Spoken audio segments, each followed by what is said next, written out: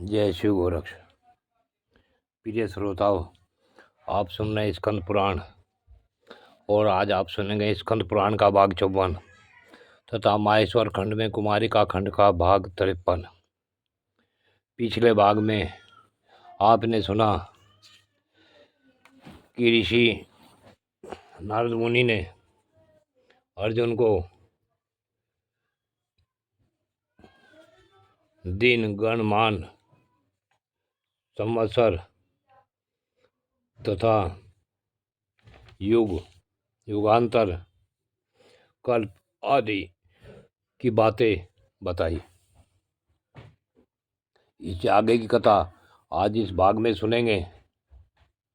नारद जी कहते हैं कि अर्जुन, पूर्व समय में नाभि के पुत्र जो ऋषभ नाम से प्रसिद्ध हुए, उनके नाम पर कलयुग में नाना प्रकार के पाखंडपूर्ण मतवादों की कल्पना हो जाएगी, जो लोगों को मोह में डालने वाली होगी। उन्हीं ऋषभ जी के पुत्र भरत हुए और भरत के शतश्रंग हुए।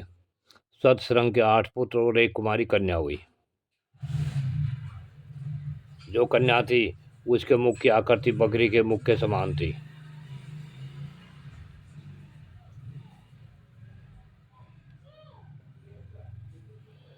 परंतु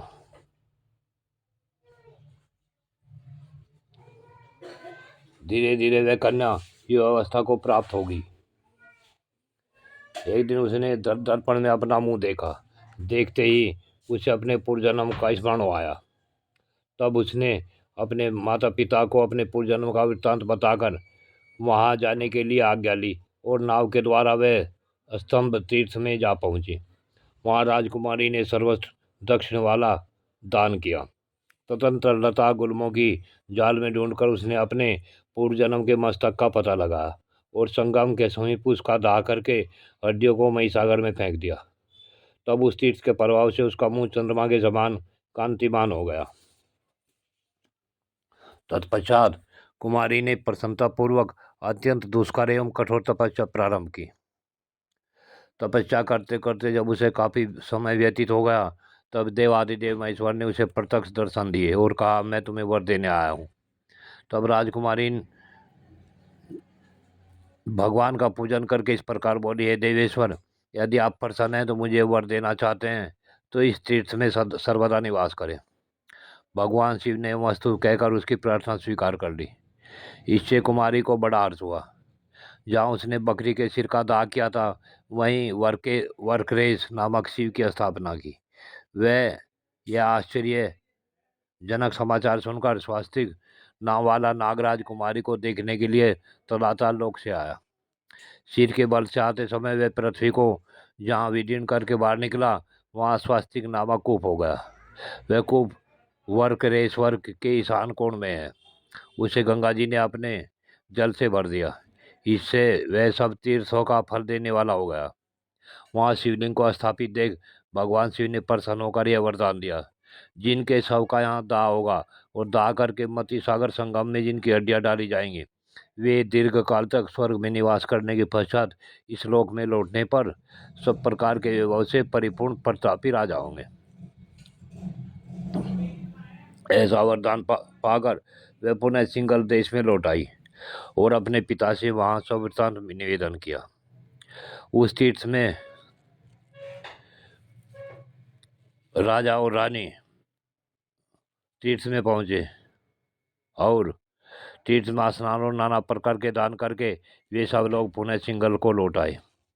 तदंतर राजा शतश्रंग ने इस भारतवर्ष के 9 विभाग किए। उनमें से 8 तो उन्होंने अपने 8 पुत्रों को दे दिए और 9वां भाग कुमारी को अर्पित किया। नाना प्रकार के पर्वतों से सुशोभित उन भागों का मैं वर्णन करता हूँ। पुत्रों और कुमारी के नाम पर ही वे 9 खंड प्रसिद्ध हुए। यथा इंद्रद्वीप खंड, कशेरु खंड, ताम्रदीप खंड, गभस्ती मत खंड, नागखंड, सोमखंड, गंधर्व खंड, वरुण खंड और कुमारिका खंड। अब पर्वतों के नाम सुनो। महेंद्र, मलय, सह, सुक्तिमान, ऋच, विंध्य और पारित्र यात्र, यही 7 यहाँ कुल पर्वत हैं। अब नदियों के उद्गम स्थानों का संक्षिप्त परिचय सुनो। वेद, स्मृति आदि नदियां परियात्र पर्वत से प्रकट मानी गई। नर्मदा और सुरसा आदि सरिताएं विंध्य पर्वत से निकली। सतरदु और चंद्रभागा, सतलज और चुनाव आदि ऋषि पर्वत की संतान है। ऋषिकुला और कुमारी आदि नदियां सुक्तिमान की शाखा से प्रकट हुई। ताप्ती, पयोष्णी, निर्विंध्या, महानदी कावेरी, कृष्णवेणी तथा भीमरथी ये शहर के समीपवर्ती पर्वतों से निकली मानी गई है। कृतमाला और ताम्रपर्णी आदि सरिताएं मलय पर्वत से निकली हैं। त्रिशामा और ऋषिकुल्या आदि महेंद्र पर्वत से प्रकट हुई है। इस प्रकार राजा अपने पुत्र और कुमारी को भारतवर्ष के विभिन्न भाग देकर स्वयं उत्तर दिशा में सत्सरंग पर्वत पर चले गए और वहां घोर तपस्या करके ब्रह्मलोक को प्राप्त हुए। इधर महाभागशालिनी कुमारी स्तंभ तीर्थ में रहकर कुमारी का अखंड की आय से दान देती हुई तपस्या करने लगी। तदंतर कुछ काल के बाद कुमारी के 8 भाइयों ने 9 पुत्र को जन्म दिया। एक दिन वे सबके सब वहां आकर कुमारी से बोले, सुबह तुम हमारे कुल की देवी हो, हम पर कृपा करो। हम लोग 72 भाई हैं और हमारे पास 8 खंड है। तुम स्वयं ही बंटवारा करके हम सब लोगों को दे दो, जिससे हम लोगों में फूट न होने पाए। उनके ऐसा कहने पर सब धर्मों को जानने वाली कुमारी ने भारतवर्ष के 9 खंडों के 72 भाग किए।